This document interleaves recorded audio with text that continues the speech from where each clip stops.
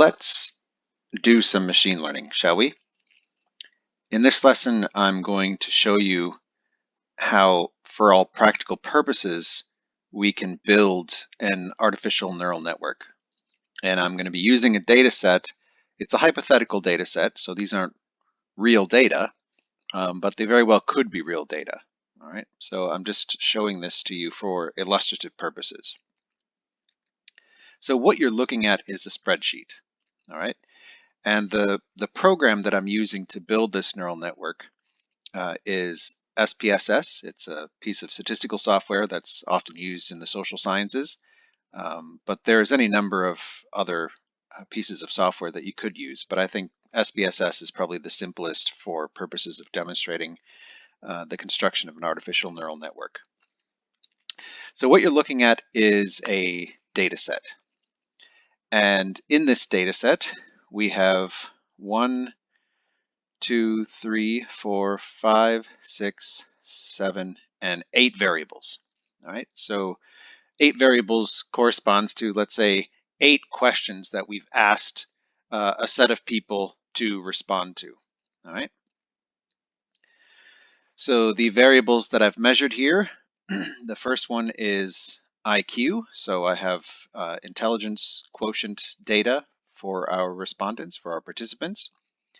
I've also measured gender, conscientiousness, a measure of conscientiousness, years of work experience, whether or not the respondent has a bachelor's degree, whether or not the respondent was able to solve successfully a math problem, whether or not the respondent likes Bob Dylan, and finally our main outcome variable, which is the employee performance score. So this is a score that the respondents got on their previous performance appraisal. So these are the variables, but it doesn't make much sense to do any analyses unless you know how these variables are measured. All right, so for IQ, there are no values as such because every value you see corresponds to an actual IQ score where you would typically find a mean or an average IQ of about 100. Gender is measured in this data set such that if you're coded as 0, you're a male, and if you're coded as 1, you're a female. Conscientiousness, right? So there was an inventory or a question concerning, or a set of questions concerning conscientiousness, and respondents were rated on a scale of 1 to 8, where 1 corresponds to low levels of conscientiousness, meaning they're not very conscientious, and 8 corresponds to very high levels of conscientiousness. Right? Years of work experience, again, we don't need values because the values that you'll see correspond to years. So if someone reports a 5 for this variable, that means they had 5 years of work experience. Has a bachelor's degree at least is coded 0 as no and 1 as yes. So if someone responds 1 to that particular question, it means that they have at least a bachelor's degree. Similarly, if they successfully solved a math problem that I gave them, coded 0 is no and 1 is yes. And for the question of whether they like Bob Dylan, 0 is no and 1 is yes. And for the employee performance score, this time we have a scale of 1 to 10. And basically you can see here that if you scored 1, it means that as an employee, your employee performance was up to the 10th percentile, right? So if you scored 2, then that means that your performance was somewhere between the 11th and the 20th percentile. So these numbers are not very good. These are your low performers, but as you move up to 10, so if you get a score of 10 for your employee performance score, that is to say if your performance appraisal gives you a score of 10, then what this means is that you've scored in the 91st to 100th percentile, right? So ideally you want a higher score. A higher score indicates that you're better at your job, that you're a higher performer at your job.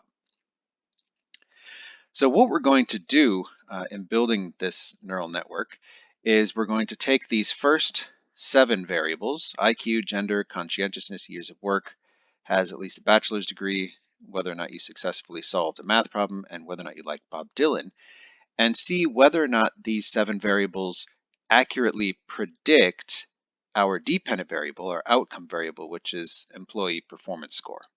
All right. So this is the data set presented in what's called the variable view. So in the variable view, each variable is a row, right? So intelligence quotient is a variable, it's in row 1. Gender is a variable, it's in row 2. Another way of looking at this data, the exact same data set, but just from a different perspective, is through the data view.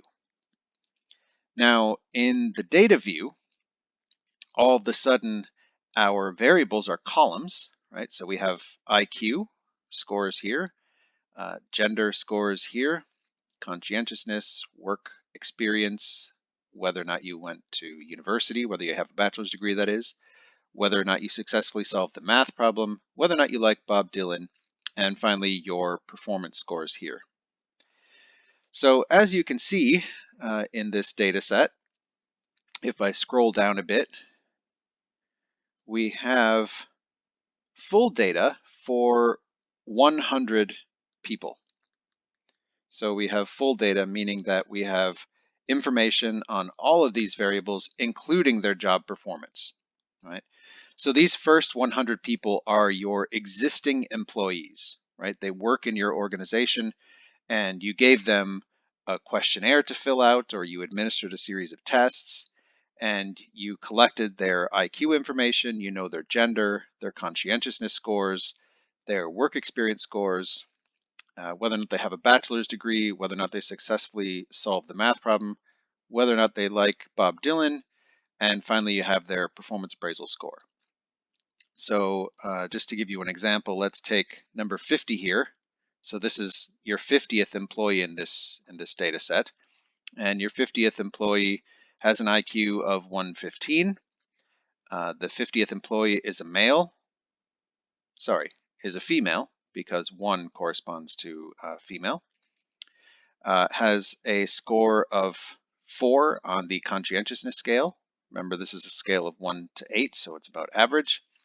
Has 15 years of work experience, has not attained a bachelor's degree, but was able to successfully solve the math problem that you gave her, and likes Bob Dylan, because who wouldn't like Bob Dylan? Well, I guess number 51 doesn't like Bob Dylan, and a couple after that. I can't imagine why someone would not like Bob Dylan, but anyway, number 50 has responded positively to liking Bob Dylan and has scored a 6 on the 10-point scale for performance appraisal. So slightly above average for an employee. Now you'll notice if I scroll down further, we come to a point at which we don't have any performance appraisal scores here. They're just empty boxes. And what we have here from 101 all the way down to 115 is we have 15 potential employees. So these aren't people who currently work for you, like the first 100. These are job applicants, all right? And these 15 job applicants are applying for a job in your organization. We don't know what their performance appraisal scores are because they don't work for you. They don't have a performance appraisal score. But we did ask them the same questions that you asked your employees in terms of what's your IQ, what's your gender, how conscientious are you, work experience, do you have a bachelor's degree, did you successfully solve the math problem, and do you like Bob Dylan? So you can see that there are 15 potential employees here, job applicants, and what we're going to do is we're going to build an artificial neural network using these predictor variables, these 7 predictor variables, to essentially predict what their performance score would look like if they did work for you. So essentially what we're doing is we're looking at the first 100 that we have a full data set for, and then we're using the patterns that we identify in the first 100 to then anticipate or predict, based on these 7 characteristics, how likely it is that they would score 1, 2, 3, 4, 5, 6, 7, 8, 9, or ideally 10 in a performance appraisal. So we're trying to understand, based on these characteristics, how likely it is that they would be a higher performer in your organization. And obviously, the key outcome here is performance. So the higher the estimated performance scores are for these 15, that would indicate that we would more likely than not hire that person. Okay, so that's a bit of an overview of the data set. And with that overview, I think we can move now into actually building an artificial neural network to make those predictions. Okay, so to do that, we're going to go up here to Analyze, and then we're going to scroll down to Neural Networks. So you can see that SPSS offers 2 different methods of carrying out a neural network, the multilayer perceptron and the radial basis function. We're going to use the multilayer perceptron. Just tends to be the more common method for building an artificial neural network. So click on multilayer perceptron. All right, let me reset this because I would like it. So this is how it would look like when you open it for the first time. We have our independent variables listed at the top, and then at the very bottom here we have our dependent variables. So what I'd like you to do is to highlight the variable that we're predicting, the employee performance score, and move it over into the box labeled dependent variables. So we only have one dependent variable. We're only interested in predicting employee performance score. And the variables we'd like to use in order to predict employee performance are these 7. So we're going to highlight those and move them over into covariates. Never mind factors for now. You can leave that box empty. So before we run the neural network, there are a few options that we can look at. So the partition box here, you don't need to do anything with this, but basically what this is telling you is that about 70% of your first 100, so the employees, that is to say about 70 of them, are going to be used to train the neural network, and then the remaining 30 will be used to test the neural network. And then we'll later ask for predictions in terms of what individuals within our sample might be expected to score in their performance appraisal based on the independent variables that we're using. Okay. So under architecture, you don't need to worry too much about this, but basically you're saying here that you're using automatic architecture selection, and there will be a minimum number of units in the hidden layer of 1 and a maximum number of units in the hidden layer up to 50. So units in this sense refers to the nodes, or the equivalents of the neurons that we talked about earlier. You don't need to worry about the training tab, but if you go to output, you can see there are a few options that are clicked by default: description and diagram. I suppose if you want, and I think it would be sensible, you should tick independent variable importance analysis. So by ticking this, our analyses will tell us among the 7 independent variables which ones are more important and which ones are less important in predicting our dependent variable, which is employee performance. It's important that you go to save, because here we want to click on save predicted value or category for each dependent variable. This will create a new column in our spreadsheet that will essentially articulate the estimated performance score given the 7 independent variables for everyone in our sample. You don't need to worry about export, and you don't really need to worry about options. Okay, so without further ado, let's run our first neural network. So what you can see now is what we call output. So these are essentially the results of our neural network. All right. So we have here our sample, which has 100 valid cases. So these are the 100 employees, existing employees, that provided all the information, including their performance appraisal scores. And we've broken down the 100 employees into a training and a testing sample. So 64% or 64 employees were used to train the neural network. And then once it was trained, another 36 employees, or 36% of those 100, were used to test the neural network. And excluded from the neural network construction were the 15 potential employees, the job applicants here. All right, because we don't have full data there. We don't have their performance appraisal scores since they don't work for the organization, so they were sort of left to the side for the moment.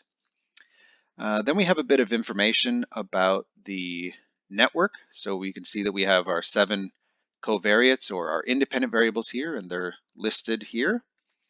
So we have 7 independent variables.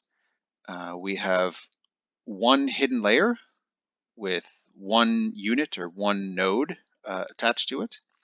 And then we have some information here about our employee performance score, where we know that there's a score of 1 to 10 for that output. Next, we have our neural network. Okay, so this is a bit like you would expect it to look.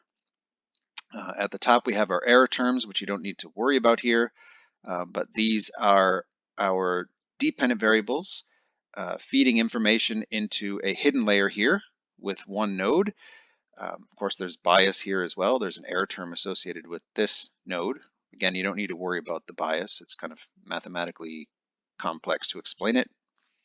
And then our hidden layer here, the node in our hidden layer, is also feeding information back to our dependent variable, which is essentially predicting whether or not an individual, based on these factors, will score 1 on their performance appraisal, so very, very badly as a potential employee, or all the way up to 10 in their performance appraisal, or the very, very top.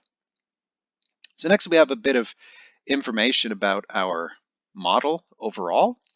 And the key statistics to look at here are the percent incorrect in the training and the percent incorrect in the testing model.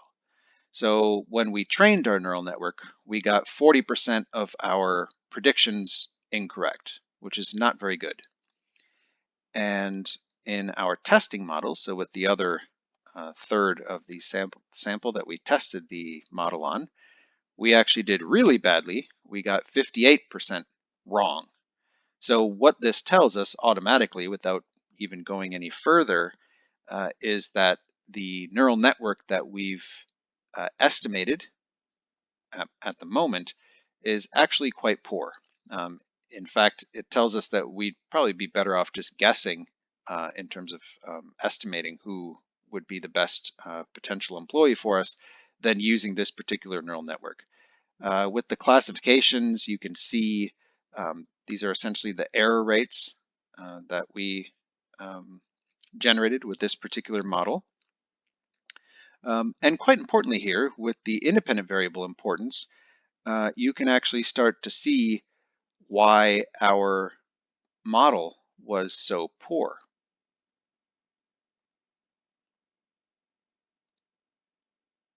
All right, so what we have here is an importance score. You can forget about the normalized importance score, but we'll just look at the importance score for now.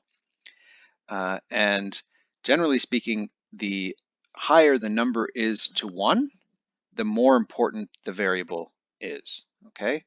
And the lower the number is, or the closer it is to 0, the less important it is, or the less accurate or useful it is in predicting our outcome, which is performance appraisal. So what this is telling us is that intelligence quotient has a high importance. That means that IQ really strongly or accurately appears to predict job performance. So this is a good variable we should definitely keep in our model. Gender, not so much, right? So this is telling us that both male and females generally score the same or very similar on performance appraisal. So adding gender to our model doesn't add much value. Equally, our conscientiousness score, not very good, doesn't add much value. So whether or not someone is conscientious doesn't predict very well how their job performance will be. But years of work experience does seem to be pretty important here. Not as important as IQ, but important enough that it would stand out. So we'd like to keep years of work experience in our model. Strangely enough, whether or not the respondent has a bachelor's degree doesn't appear to be very important in predicting job outcome, job performance. The same is true with whether or not they were able to successfully solve a math problem, okay? And also whether or not you like Bob Dylan doesn't have any bearing on your job performance. So essentially what we're taking away from this output is that our first model was no good. And probably the reason it was no good is that we included a bunch of predictors like gender and conscientiousness and whether or not you have a bachelor's degree and whether you successfully solve the math problem and whether you like Bob Dylan. And these predictors don't actually do a good job in telling us whether or not someone will be a good or a bad employee, whether they will score highly on their performance appraisals or low on their performance appraisals. Okay, so now that you've seen the output, let's go back to the spreadsheet. And here I'll scroll to the top. And you can see our variables are still here, including our performance variable here. And now we have our predicted performance variable. So this is the essentially the performance score on a scale of 1 to 10 that our model would tell us to expect based on our independent variables here, the 7 independent variables. So for this particular individual, for respondent number 1, their real performance score was 10 and their predicted performance score was 10. So that's pretty good.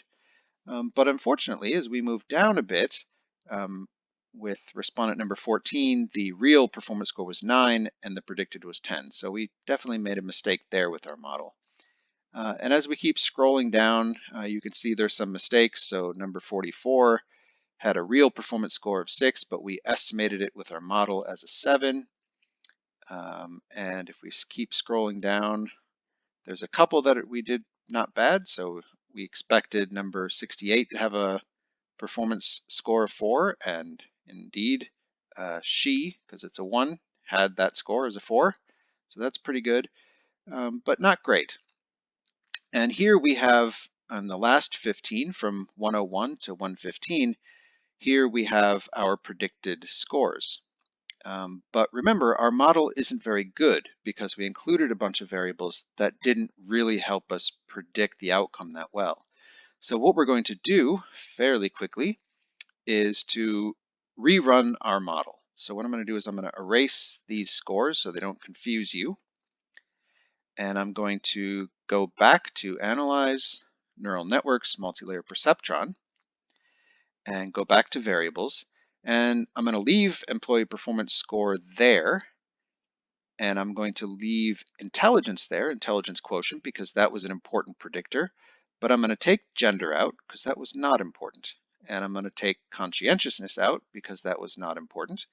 But I'm going to leave years of work experience in because that seemed to be a good predictor in our previous model. And I'm going to take the last 3 predictors out too, whether or not they have a bachelor's degree, whether or not they successfully solved the math problem, and whether or not the respondents like Bob Dylan, and I'm taking them out of the model. So our new model is going to have only 2 predictors, intelligence quotient and years of work experience, and we're still going to be predicting employee performance score. So we're going to leave everything else exactly the same, make sure that our output is the same, and make sure that under save we're still predicting the value or category for each dependent variable. And let's click OK. So this is our second attempt at a neural network.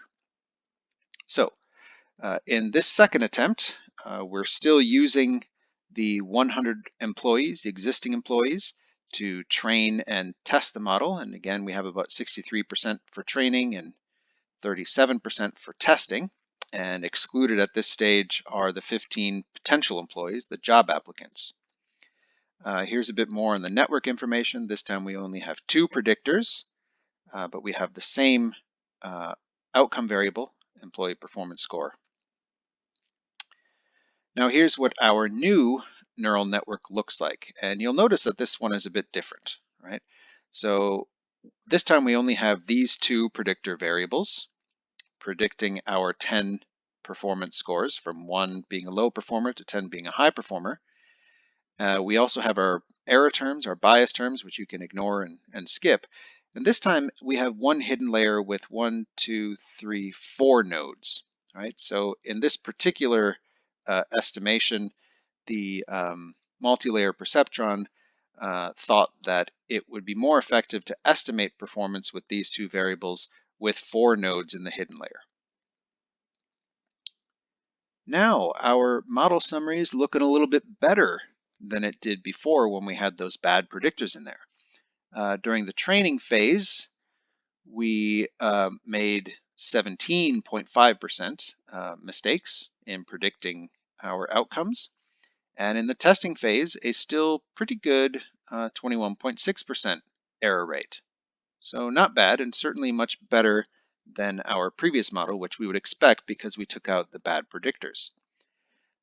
Classification, you can look at our error rates if you want.